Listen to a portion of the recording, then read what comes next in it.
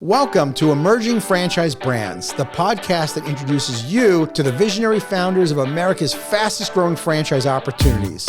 We'll also hear from industry pros as they share insights on what it really takes to achieve the elusive milestone of 100 plus locations. I am your host, Frank Fumey, founder of I9 Sports, and my 20-year journey from inception to acquisition has given me a unique perspective on how to succeed in franchising. Join me as we welcome today's guest. Hello, everyone, and welcome to the Emerging Franchise Brands podcast. On today's show, I have Kurt Buske from A Better Solution in Home Care. Kurt, how are you today? Great. How are you doing? Thanks for having me. It's great to have you on the show. I want to get right into this. Tell me and the audience, what is A Better Solution in Home Care all about? Yeah, well, we're a non-medical home care franchise. And when I say that, a lot of people who are not familiar with home care will say, what is that? Is that like home health? Is that like nurses? A lot of people think, is that a facility? People call us, go, is that a brick and mortar facility for people? And no, we're really an alternative to those kind of brick and mortar facilities. We're all familiar with assisted living facilities. Some of them look like country clubs, right? Sure. Well, really what non-medical home care is an alternative to that. And, home care is really, important to delaying or even preventing sort of facility-based or institutional care for older adults who are struggling to take care of themselves and just get through their day. So what I mean by non-medical is we have caregivers that we put into people's homes to provide one-on-one assistance to them, things like bathing, grooming, incontinence care, helping people get out of bed, taking them on, outings to doctor's appointments, meal preparation, light housekeeping, those types of things really compose non-medical home care. We have a couple different service lines we can talk about as well. Sure. But that's the core of the business. Now, everybody that's listening to this is probably like, oh gosh, another senior care business. But your business is unique. So I want to get right to it. Why don't you share with the audience what is unique about your company? Well, it's interesting. I have to respond to what you just said first, because I remember as a new franchisor, about 8 years ago, going to franchise conventions, right? As the emerging franchisor, and people going, what's your industry? We tell them home care. They go, oh my God, right?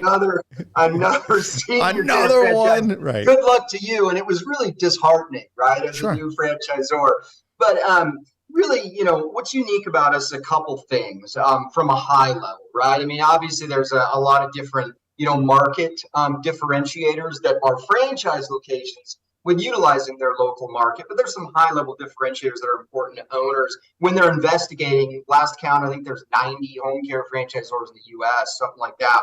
One is we have 3 service lines, right? 3 revenue streams. And, of course, home care is the biggest one.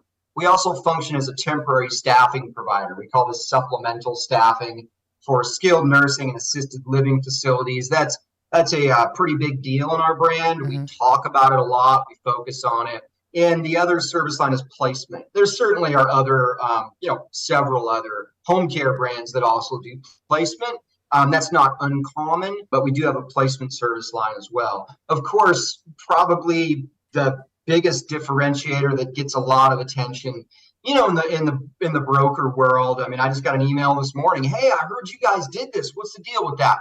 Is our managed model, we call it. And it really is a model that was set up in 2020, about 3.5 years ago, to accommodate folks that couldn't devote 100% of their time to being an owner-operator in a startup, right? Mm-hmm. Because, it's a franchise, but it's still a startup business. You're starting from ground zero, and that takes a lot of work. I think sometimes people get into a franchise system and they think, well, the work is just done for them. And that's not the case, right? Sure. It's still a lot of work in those beginning phases. And so in our managed model, we can accommodate folks who maybe need to keep their career. Maybe they're working in the corporate world or something else. And essentially how it works is we have a management services company. The name of that company is Caring Solutions Management Staffing. It's set up solely to provide management oversight and support services to our passively and semi-passively owned locations.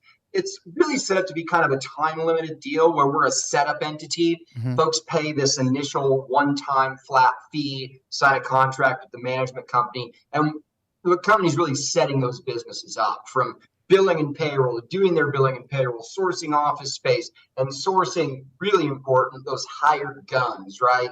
In home care, I think there's differing opinions on this, but really there's two pillars, okay? And a pillar is something you have to have like a full-time person dedicated doing every day, or your business doesn't work. Mm-hmm. And in home care, it's really business development, going out in the community, building out a network of referral sources with other healthcare providers, et cetera, and establishing a recruitment coordinator, right? Somebody to bring in those resources, hire caregivers. And so in the managed model, we're sourcing those folks. Obviously, they're employees of the franchise location. They've been vetted, but by us and the owner. And then we're putting those folks, particularly the director, the marketer, through a franchise training program that's very similar to what an owner-operator would go through. Then once that location's open, we're really involved in providing a level of coaching and accountability and oversight way more than we would like with a traditional owner-operator. Once they're done with their training program, we're still very, very involved in having formal coaching meetings on at least a weekly basis with their director and really coaching them to success. So, obviously the biggest risk factor in a model like that is you're doing business through hired guns. And so you have to be prepared that all the diligence in the world doesn't mean somebody's going to work out and represent your business the way that you want them to. Right. Well, the managed model is definitely unique in the senior care space. I'm curious, what made you decide to franchise your concept? You had been around about 15 years, right? You founded the company in 2000, you franchised in 2015. Original location, right, in San Diego has been open for 23 years now. So especially knowing that you have this managed model where you are able to source and place management. Yeah. What made you think, okay, we need to either A, we want to franchise, and B, we need to franchise? I want to hear your thoughts behind that.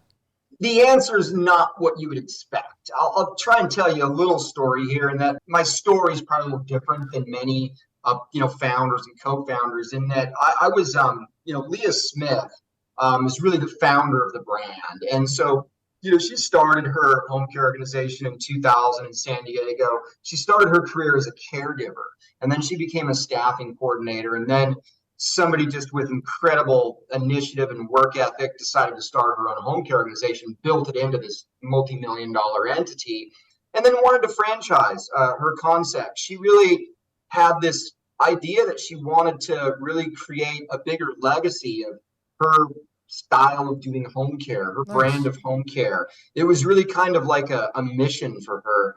And she had known me for a long time. I'm a medical social worker by trade. That's what my graduate degree is in. And I was running a nonprofit organization that was kind of an undercover mental health program for family care. There was a bunch of clinicians and stuff there.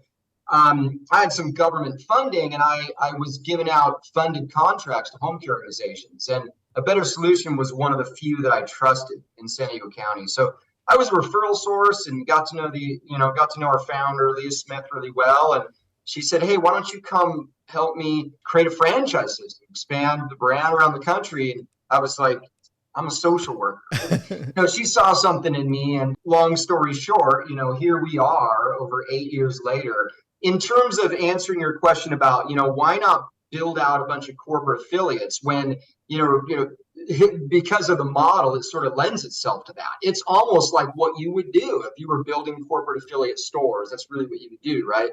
And the answer is not what most people expect, and I certainly get that question. We have, 2 corporate affiliates. My passion, our CEO's passion, is really to help people that have an interest in being business owners and entrepreneurs, giving them an avenue to doing that with a business that they can feel good about, with a business where they can feel like, they're helping their communities, they're doing something positive for the world at a time in our world where we see less and less positive things, it feels like, right? Yeah. And so this is an amazing business where, you can create jobs for caregivers in your community. You're helping seniors stay at home, which is where they want to be. It's an incredible mission. And really the reason that we do this via a franchise model is because nothing turns both of us on more than watching somebody change their lives through business ownership, because people aren't trained how to be entrepreneurs in school. we get a technical skill, we get a degree, we get a job. And I talk to so many people every day that want to get out of that grind and want to be the masters of their own destiny, and they're prepared to work hard to get there. Mm-hmm. And so we're an avenue, and the entire franchise world is an avenue for folks like that. And that is what excites me every day. That's what gets me out of bed every day. When I look at our folks that have changed their entire lives, look at, one of our top performers. I mean, the owner was an HVAC repair technician. Him and his wife spent more time apart working. He worked 3 jobs than they did together. Wow. Now they work together in the same business, have the life of their dreams.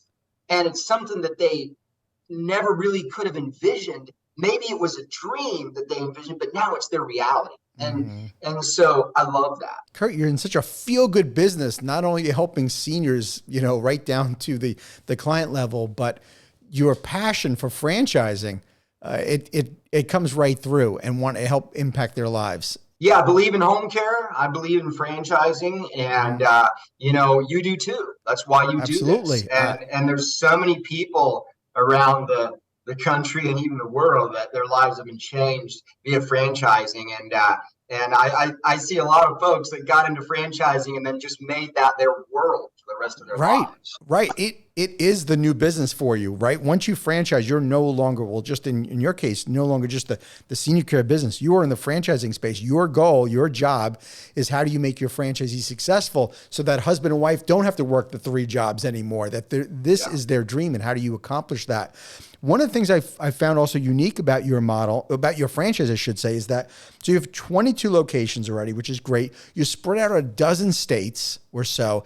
I talk to new franchisors all the time that are so curious on, like, how do I get started? How do I sell my first 10? How did you find your first dozen franchises, especially knowing that you're scattered all over the country? I laugh because this is the same struggle that every franchisor probably has, right? Yes. In the beginning, and especially myself and our CEO, we're good-hearted people. We want to help others. We want to help seniors. We want to help people get into business ownership. And then you start you're like, great, we'll just franchise. And we got an awesome concept and got everything together, FDD, ready to go.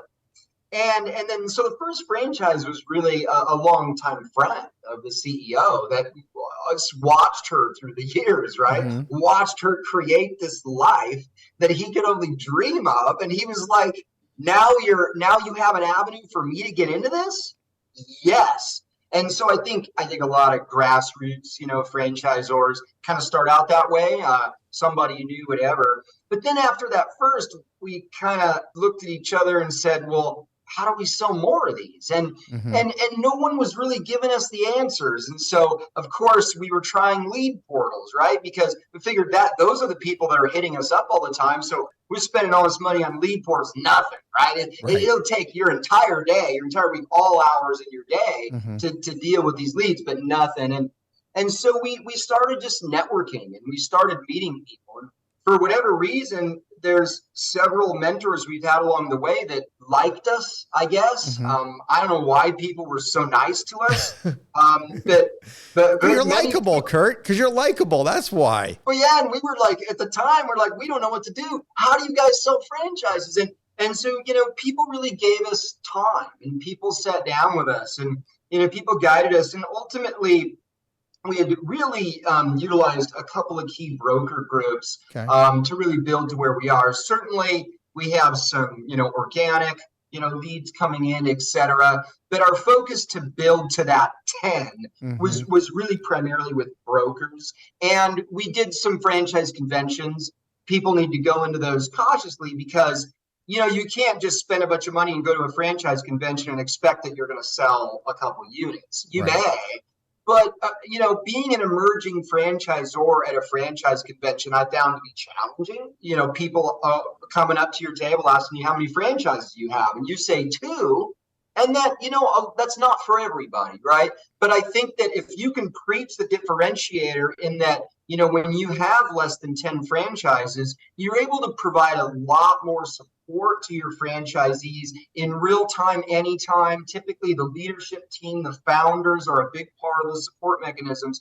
And so you really need to preach that differentiator. And you're going to run into people eventually that get that. And that's what they're looking for. And they don't want to feel like they're a number in a system with hundreds of units. It's not for everybody, right? I mean, you really need to figure out as a franchisor what kind of people would migrate to our concept right now in our life cycle, the size we are, because that's going to change, right? I mean, we're going to be maybe attracting a different type of person when we have 50 or 75 or 100 units. And so I think franchisors have to critically look at that all the time and get out there and talk to folks. And if you go into franchise conventions thinking that the return on your investment is going to be selling units, you might be disappointed and give up going to them. Maybe you're more lucky with those than I, but I think that if you go into those with the mindset of I'm going to make some great connections and meet people and talk to people and, build out my because you have to build out vendors as a franchisor.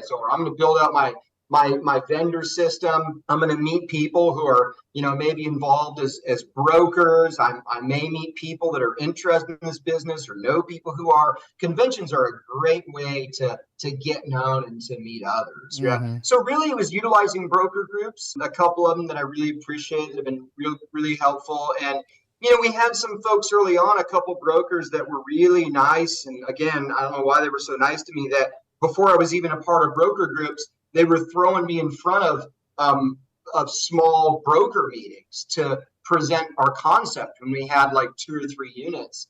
And so that was really helpful as well, because it got me really thinking about how to present something I knew a lot about, but how do I talk about this industry and this concept from the perspective of somebody who's looking to get into this as a business that can produce for themselves and their family. Right. And Kurt, the reason why you hit the success early on with the broker groups is a couple things. Number one, they understood your concept, and that's key. They have to be able to really thoroughly understand it so they can represent it. And the second thing is they have to believe in the CEO and the founder or, the leaders to making sure that, of course, the deal is going to get across the finish line, but they want to make sure they're placing the people with the right brand. And so I think you had the stars aligned that way. And the reason why I think this is so important to mention is because there's a lot of brand new franchisors out there that are thinking, how am I going to sell franchises? And they hear about this broker groups, and a lot of broker groups won't take them on because they're brand new. And that is true. But if you are an emerging franchisor that's listening to this and you're thinking, I want to use broker groups, make sure that your concept is something that the broker group can easily understand the concept, and you have to spend the time in educating them. And I'm sure you did that, right? Yep. Absolutely. Absolutely. And you know what? I mean, franchisors need to think about, a couple of differentiators though, too, going back to that. One is, you may understand as a franchisor, you're in this industry. How does my business differentiate in the local marketplace? Because that's why you created yours in a market with other people who do the same thing you do. But it's a different animal to differentiate yourself as a franchisor in an industry that may have a bunch of concept. Right. It's a different animal. And so that required a lot of strategy and thinking, et cetera. The stars aligned a little bit deeper than, you're right. The stars aligned for us in many ways, but a little bit deeper too, in that we were building out this managed model and we deployed it. We were ready to deploy it. Yeah, you're probably guessing it, March of 2020. What else happened March of 2020? A lot of people were sitting around wondering, what's the purpose of my life? Right. And what am I doing? And what do I want to do? Right. I mean, we know that that's the case. A lot of people really doing some soul searching in those times and working from home, et cetera. And so we got a lot of attention pretty quickly. And, those couple of years around COVID were pretty good for us in regards to starting a managed model at a time when a lot of people were thinking, right, I want to change things up in my life. Kurt, I've only been doing this podcast now for a few months, and I can't believe the number of founders or CEOs I've talked to that said that they started their franchise when in 2020 and specifically around March. I'm not sure what was happening right around that time. We're like, I'm ready to franchise literally right as a pandemic is starting. Like there was something going on in 2019 where people were really, they were hell bent on franchising their concept. But in your case, obviously you guys had been franchising already. Here's the other thing I want to segue to, and that is your company's ability to do this grassroots, organically build with no outside investment. You and I have that in common in building the companies without, bootstrapping it. I'd love for you to talk more about that. And because I want to hear other founders and CEOs to hear how you guys did it and what philosophically, why it was the right move for you guys. Yeah. So first and foremost, that was made possible by our CEO having a robust, mature home office, right? So our home office in San Diego, it's a functioning home care organization to this day, was a robust business. And so, she was able, and we were able to get this rolling really on the backs of that business, right? Because that was a profitable business. It took Make sense? Yes. So Kurt, because what people need to hear is it took the pressure off of you to franchise. You didn't have to just sell a franchise to keep the lights on. Exactly. So cash flowing your existing model is critical. All right. Sorry, I had to interrupt there, but go on, please. But we realized really quickly that selling franchises isn't going to immediately be a path to making a franchise business that stands on its own 2 feet, right? I mean, you sell a franchise and then it's meaningless financially for you, I think, with a lot of franchisors, and we live on royalty. And the challenge with that is that home care, should I say this? Yeah. I mean, home care is a fairly slow roll. I will say that. It's a fairly slow roll. It's not like a brick and mortar restaurant concept, right? You open your doors and you may have a grand opening, get a bunch of business, but sure, your path to an overall break even may be higher because you're a brick and mortar business. Your investment is huge. Whereas in home care, your path to an overall break even may be not as steep, but it's a slower roll to get. You don't open your office and people come rushing in, right? You have to really build this out, and it takes some time. So as a franchisor, what does that mean? It's super delayed gratification. You put a bunch of work into getting a location rolling and functional, right? But it's this huge delay until we're actually realizing meaningful royalties from that location. And so, yes, it started out really building on the backs of the home office. And then from there, we just slowly chipped away. Certainly over the years, we had a 5-year plan that has become a 10-year plan. That has become maybe a lot longer than that, right? We wanted to be in a certain place 5 years and a certain place 10 years. And we didn't really hit that at 5 years, right? But then we really pivoted and really developed the managed model and really started differentiating ourselves and really started, fine tuning who we were as a franchisor, which was very helpful. But we just chipped away and really slow growth, chipping away at selling, franchises, a reasonable number, didn't want to be a franchisor that sold too many where we couldn't keep up with it, right? And couldn't support the people that we have. And that happens sometimes to franchisors.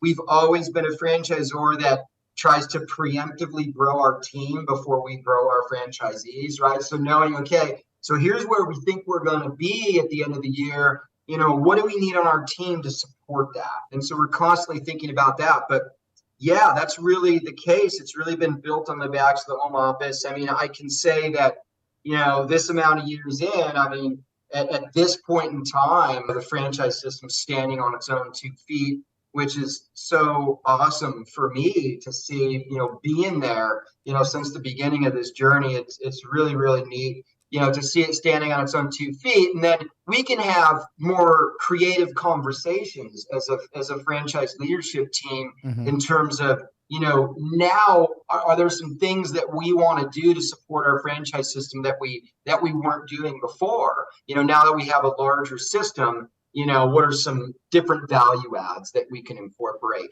But, you got to be careful, right? It's possible to grow a franchise system grassroots, that you got to be prepared for a slow roll, right? And you have to make sure that you're always able to support the franchisees that you have. because I think that there's a risk, and I'm just going to say it, maybe it's the elephant in the room, because I've felt this way as a franchisor sometimes, because the franchisor, we get excited about our number of units. 10 units, wow, we cracked 10 units. I always ask, how do you sell 10 franchises? Then you get there and you go, well, how do we do 20? Right. Well, it's exciting to sell franchises as a franchisor, right? It's exciting to open a new location. Vision, yeah. Expand, right? I mean, we're building something that's legacy creating for ourselves and our franchisees. But at the same time, you have to make sure that you're not just selling, that you're really able to support these franchisees at a high level, right? And so you're constantly, playing this dance between selling and then, being able to afford to build out your team. If you're grassroots, you have a bunch of investor dollars, build out your team, preemptively sell, right? If not, you're playing this balance with building out our team. What can our system afford? The number of units we have now, what is our system? That is one of the most critical decisions we have as a franchisor, is not getting in front of our skis, right? Expanding too fast where we can't support it. For you guys, when do you know that you and your company, when you guys can scale more quickly? Do you have some trigger points of, I need this many staff, this many business coaches? What does your corporate team have to look like in order for you to expand quicker? Really, it's just a lot of communication amongst the team and really looking at, we have a couple meetings a week where, we're having meetings and talking about how folks are doing, what's their workload like, what's the pressure like, because with the managed model, we're a little different than maybe other home care franchisors in that we have a national, recruitment and staffing team that can help some of these locations, sort of screen caregivers and bring them into their orientations. That's pretty unique, right? Mm-hmm. I mean, that's a back-end support mechanism that requires a team, that requires staff. We need to really time out when the biggest thing for us is not necessarily the number that we've sold. I'm going to be a little tricky in how I say this. It's not necessarily the number we sold. It's what states are they in, the licensing process. How long does that take? We have to map out the timeline for opening these locations. If we sold 6 locations, we don't want to open 6 locations, in the same 3 months, right? Mm-hmm. Because those first handful of months with the location are critical. And there's a ton of support that as a franchisor, right? When we're helping a location get off the ground, we're throwing a ton of support behind them. And so we're really having to look at, can our current team handle what? And so this number of sales this year, what are the openings going to look like staggered based on the states that they're in and how long that projected licensing timeline is? I know that's a weird answer, right? But we're constantly juggling these different balls because we know what our team needs in order to, for example, go out to a location and do some on-site training. We know what our team needs for that. Mm-hmm. And so we've said, in terms of the managed model, like we're limiting sales to 5 or 6 a year because that particular model requires a lot of bandwidth. And so 5 or 6 a year there, and it's a little more open-ended with owner-operators. Yeah, so with the managed model, you're taking a lot more ownership then, obviously, of responsibility of getting that franchisee up and running. And since this is a model where it's passive, if I was in a franchisee, what can I expect in terms of that training? And what kind of training is necessary for me, since I'm not really doing much of the work, right? You guys are even, hiring that managed staff. Yeah. Well, we're not hiring anybody, right? But we are sourcing. Okay. And so those hired guns will source folks. And we actually have a vendor that's doing that these days where we're sourcing folks. And then we're doing multiple team interviews, but then we're putting them in front of the owner, and the owner has to make that final decision. I mean, it's their business. They have to make that final decision. We cannot do that for them. But we pivoted a little bit. Okay. Remember, one of the dangers of being a pioneer is you have to have some comfort level with knowing you're gonna have to learn some tough lessons, right? And so, absolutely. So I mean, initially we thought, well, people could just live wherever and have this, and there you go, and have very little training, maybe come to the San Diego office for one day. Now we pivoted a little bit, and we like even owners in the managed model to go through some fairly significant training. We like them to go through about a week of training. We do. They don't necessarily need to go through the on-site training piece where they're going out in the field and marketing and learning principles and practices, but at least webinars and then a visit, a visit possibly to San Diego, but at least some webinar trainings that span the course of about 5 days. We like them to go through because many of our managed model owners really want to, when their business can afford them, they want to jump into it more, right? But what we've also realized is that nothing is fully passive. Maybe a vending machine business, I don't know, but nothing's fully passive. And, most of our owners are going to commit a certain amount of time to their business, maybe a few hours a week. And primarily that's really building a relationship and touching base with their key staff, their hired guns. Because if their hired guns are just, coached and held accountable, by a management company, then there's no accountability to the person who signs their check. And so, there's some accountability there and some involvement there. And the owners, passive owners, need to understand the business enough to be able to have those conversations with their staff about what's going on.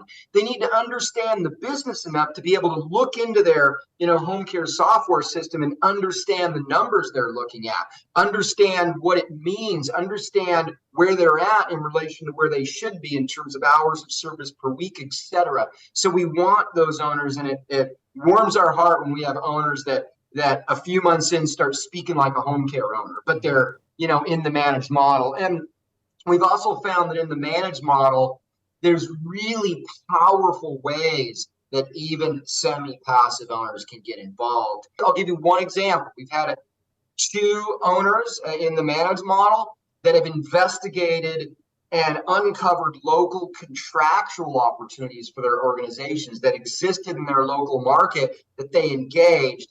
And it has produced some serious positive outcomes for their businesses. And so, there's ways that even passive and semi-passive owners can involve themselves in their business in a very productive fashion. And why wouldn't they want to? You know what I mean? Because if you're somebody that just like, I don't even want to think about this business, well, then it wouldn't be for you, right? Because I think any business that you're dumping money into is going to take brain space, right? And so if you're going to be committing some thought to your business, why not think about how you can play a role in helping your business be on the best footing to be successful possible? So with that said, who is your ideal franchise owner? What are some of those traits that you look for? Well, it's going to be a little bit different between owner operator, right, and managed model. And that's been really tricky for us, to be quite honest with you. We kind of knew the type of owner for an owner operator, but then we started selling managed models.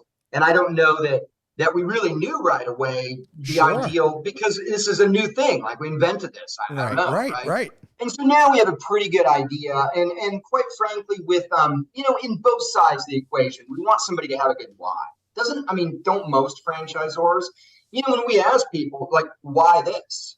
You could own a car wash. Right. You could own an HVAC repair company. There's thousands of concepts that you can get involved in. So why this? And we want a better answer than there's a lot of seniors out there. We want a better answer than this seems like a way I can make money.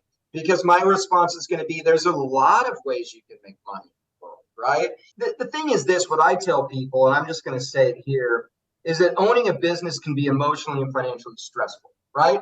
Totally. If it wasn't, everybody would do it, okay? Absolutely. So I truly believe that business owners that give their business time, that allow their business to stand the test of time, are committed to their business because they believe in what it does. They believe in the prospects for growth. They believe in the value their business brings to the world, their community. That might sound like a soft science, and maybe it is. But I've seen those owners that just don't really care about the business. They could care less about what we do, care less about seniors. Why would they, when there's bumps in the road, why would they want to weather that storm? They won't. Right? But if you truly believe in this and you're like, I am in this, to make money, but I'm in this because I really care about the people we're serving in our community and the people we're employing in our community, then you're more apt to take those bumps in the road and go, let's strategize around how to move through this, right? And so I think that with both owners, we're looking for good why. Okay. We're looking for folks that are capitalized, at the amount that or above that we would expect. The capitalization is going to be higher for the managed model when you're operating through hired guns, obviously, than it's going to be for an owner-operator model where the owners are really doing those positions themselves. Capitalization is critical. You know why? Home care, it's no secret. It's a growing industry. I mean, we have a exploding senior population. The people we serve are generally people in their 80s and 90s, our oldest old. That's the fastest growing age demographic in the US right now. When the oldest baby boomers hit that age demographic, it's going to be exponentially more true. Sure. So it's no secret, right? This is a growing industry. And the fact of the matter remains, you have to give your business time. Okay. And so any home care organization can be successful if you give it legs, if you give it enough time to find that success. And like I said before, if people really want to build something out that's this lucrative, meaningful business for them within 12 or 24 months, they probably shouldn't do home care, right? I mean, home care is going to take you longer than that. And I think that 3-year mark is pretty fun in home care because you're not the new kid on the block anymore. And you tend to get recognized in your community a little bit more. And so I like that period for home care organizations, but you got to keep your business alive, right? Or else you take all your chips off the table. And so I think that, we're looking for folks that understand that. We're looking for folks that have, a fairly patient time horizon, capitalization, a good why that's going to keep them in the game. And, we even like managed model owners these days that really want to have some level of involvement in their business. And again, that's a lesson learned, Frank. It's like, I think if we run into a managed model owner that says, I don't want to do anything ever with my business, we would run. I think before we might have entertained them in the very beginning. But now, we really want folks that are interested enough in this to have some level of involvement in it, because we've actually seen a couple locations have, be in the managed model and then have an owner take over that role that they normally had a hired gun in and just really go, you know what, I can do this. I'm ready to jump in. And so we want folks to have some interest in their business, because a business is going to be more powerful, the more involvement different people have. The franchisees, no matter what concept, they need to have a strong enough why. They need to believe in what they're doing. Otherwise, you will not weather the storm. And I don't care what business you're in, you are going to hit rough patches. There's going to be storms that you're going to have to endure. But having that long-term vision and patience is not something that everybody has either. And those are the other two components that you mentioned that they needed to have. Is there a particular trait of a skill set that you're looking for when a franchisee says, I want to be the one running this? Yeah, absolutely. You definitely need somebody who's engaging, somebody who's well-spoken, somebody, hopefully they've had some type of business development experience that involves more than just digital marketing, because in home care, it's a really a very localized type of business where, a lot of the business for most home care organizations comes from other adjunct healthcare providers that need to connect their patients or consumers to non-medical home care organizations to ensure, for example, like a safe discharge plan, right, from a rehab facility. And so nobody is sitting around going, I'm going to look at a bunch of ads and someday I might need home care and I'm looking forward to that day. I'm going to prepare for it. That's not really the way that this works, right? This is a service that nobody in their right mind wants. I mean, no senior is sitting around going, I can't wait for the day that I might have to have somebody in my home bathing, right? And so it's, that aspect of things important, in the local market. Kurt, you have so much to be proud of with this company. What are some things, what are you most proud of? I'm just incredibly proud that we are where we are over 8 years into franchising a concept. I'm proud of the system that we're developing, I should say, right?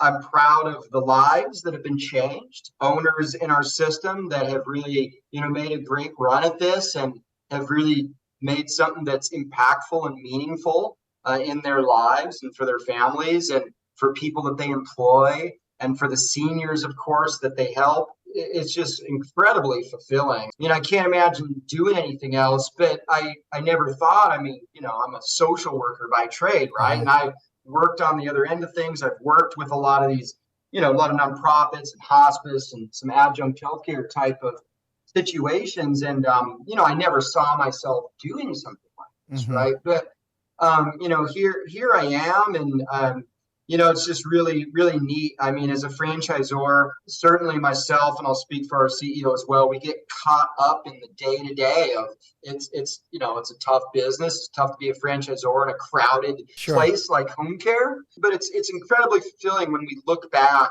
and see what's happened and how the business has just evolved year after year after year in this steady manner. It's just really, really incredible. And it's an awesome thing to be able to do every day. You know what I've noticed is anytime I've asked anybody that question about what they're most proud of, nobody ever talks about achievement. They never talk about the numbers. They always talk about fulfillment. Everything you just said there was about fulfillment of purpose and the lives that you're changing. Because ultimately that's really what business is all about. Business is a spiritual game, and it's about feeling fulfilled. It comes through loud and clear. It really is. I like the word legacy too, right? Yes. I mean, I think that in the same way that myself and Leah Smith, our CEO, are trying to create this brand legacy, right? Legacy for ourselves personally as well.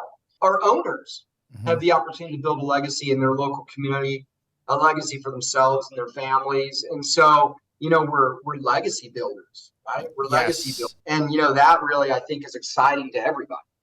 So being a legacy builder, feeling fulfilled, having all of this great feeling about purpose doesn't come without challenges and some big challenges. I'm curious, I'd love for you to share what's maybe one of the biggest challenges you and the company have ever faced, and what did you learn from it? Really, the biggest challenge was that point in time where, we're stuck at 7 or 8 franchises and just stuck there and literally not knowing how to get beyond that point. At the same time, we have 7 or 8, franchises. Half of them were really not viable owners. We knew home care really well, but that doesn't mean we knew the type of people that would be great franchisees. Sure. And we had to learn that really the hard way. That was really difficult in that we sold to some folks that were not right. Yeah. It was like, oh, you want to buy a franchise? Great. I mean, we don't even have 10 franchise. We'll sell you a franchise. And I would encourage anyone thinking about franchising to just really on the front end, really evaluate the type of people that are going to be best in your business and what do they need, to be successful, because that was really painful, right? I mean, you have 7 or 8 units and half of your people are bad and you got to figure out, man, I mean, we got to kind of part ways with some folks, but then you lose half of and it seems really counterintuitive. That was extremely challenging. And quite frankly, it's a time where I think any franchisor would think about throwing in the towel, and many do. And I think probably every franchisor at some point in time in those early years thinks about throwing in the towel, or many points in time. But, ultimately, we're pretty determined, leaders, and, we don't give up on anything. And we know that, it's just a matter of time until we really frame things up.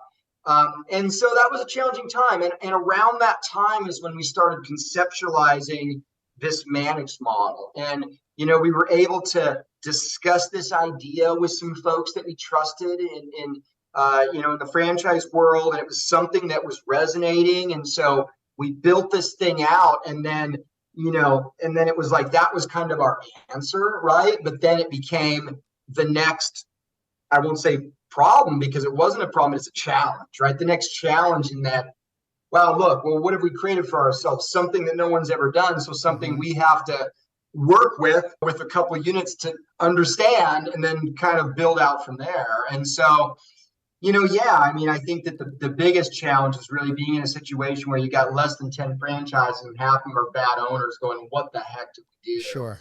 And then how do we now really learn from this and truly understand the type of folks that are going to be really good for our franchises and with our franchises? You know what I tell people when I do introductory meetings? This speaks to that, because I take responsibility, because I sell this franchises. So I speak to them in introductory meetings. I say, hey, I'm going to have a different style than many other people you talk to as you're investigating franchises, and you should be investigating franchises, okay? Not just me.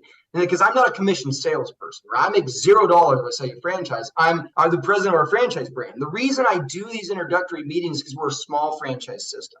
And it's my job to bring the right people into our franchise system. That's why I do these. And so I think that speaks to what you're saying, which is, I'm trying to evaluate now from the very beginning critically, would this person make sense? Sure. Because that's critical for us at this point in time. All of us as franchisors learn kind of trial by fire, right? There's not many schools to go for franchising, right? Yeah. So we learn through experiences of others. And I hope this podcast will be one of those, one of those places where people can learn from. I think it's fascinating that the managed model came as a result of a challenge that came from frustration. And that's how we always grow our business. We don't pretty much, right? Yeah, we never grow our business because, we're just happy. No, we grow. Everything's going great. No, we grow because we're frustrated.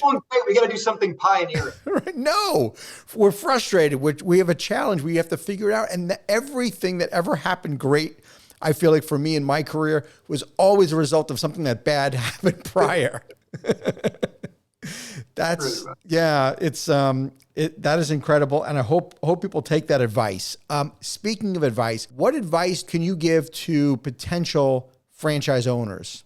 Yeah, potential franchise owners. I mean, if you're thinking about, getting into business, thinking about the franchising world, I mean, first of all, do some investigation on your own, but I think brokers can be a great resource. Mm-hmm. I particularly think, you want to evaluate if you're working with a franchise broker, what type of access they have to different franchise concepts, right? Because, obviously, if you're dealing with somebody who's totally independent, you're dealing with somebody who's part of a major brokerage group, they may be different animals and have access to different opportunities, And so why not? I mean, if you're buying a house, I mean, you're going to use a real estate agent probably. You're getting into franchising, take your time, investigate.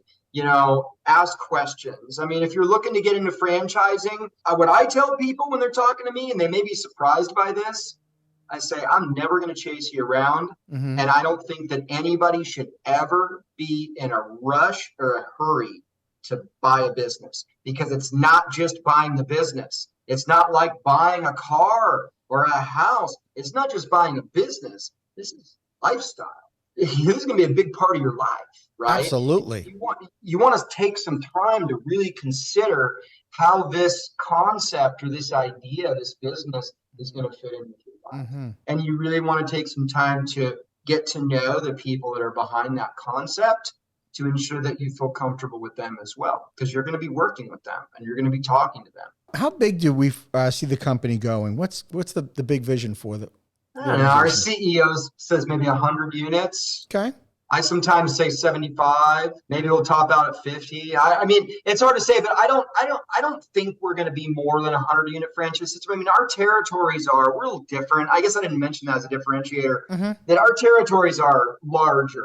When you look at home care franchisors, our territories are 2 to 3 times the size of industry standard.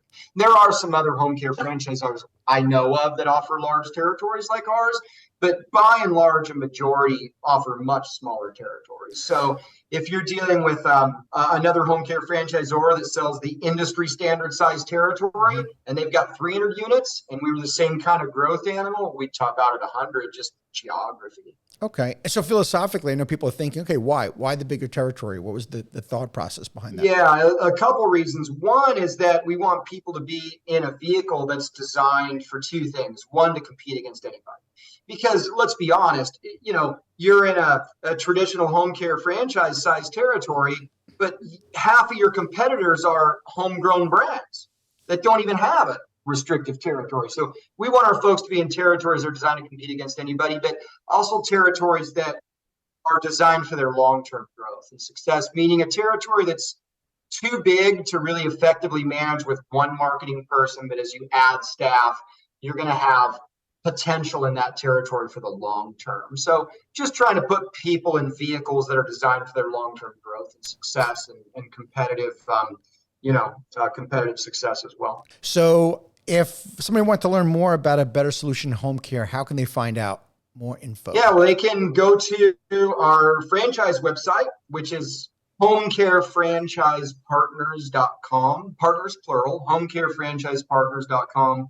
Or they can also go to our brand website, which is absihc.com, a better solution in home care, absihc.com. And if they go to the brand website, they'll be able to see the different locations we have, see some of the owners that we have in our system, the different services that are involved in our brand. If they go to the franchise development website, that's more geared toward why this concept kind of a thing. Well, Kurt, you've done a great job of sharing some best practices, but I always finish with the tip jar because the franchise community is so generous. So if you got anything else left in the tank, would you share with us maybe another piece of advice to an entrepreneur who wants to franchise their concept? First of all, I would encourage somebody like that to talk before they start, developing out an FDD and going, I'm going to throw in money behind something. Talk to some folks that are in the franchise world.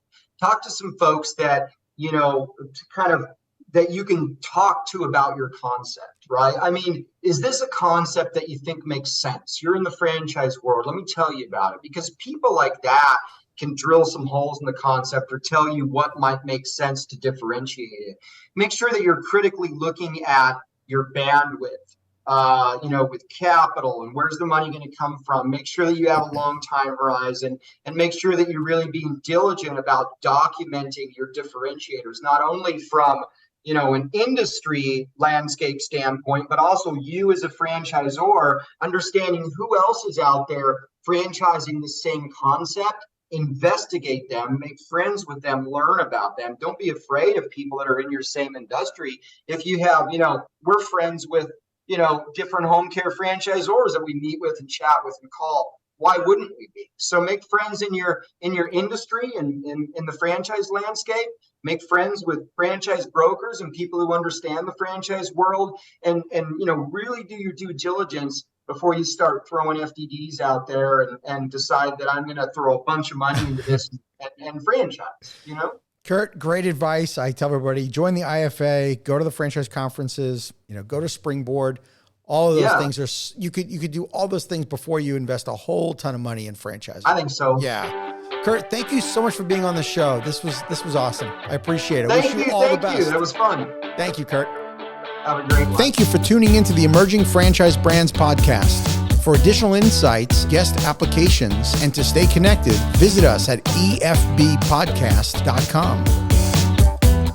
The Emerging Franchise Brands podcast is for entertainment purposes only, and the views expressed do not necessarily represent those of Emerging Franchise Brands, its host Frank Fumey, or Emerging Franchise Group LLC. Any discussed franchise or investment opportunity requires thorough investigation, obtaining proper disclosure documents, and expert consultation before making any investment decisions. The podcast and its host do not offer professional advice or endorsements, and they hold no responsibility for actions, representations, accuracy, or consequential damages related to the podcast content.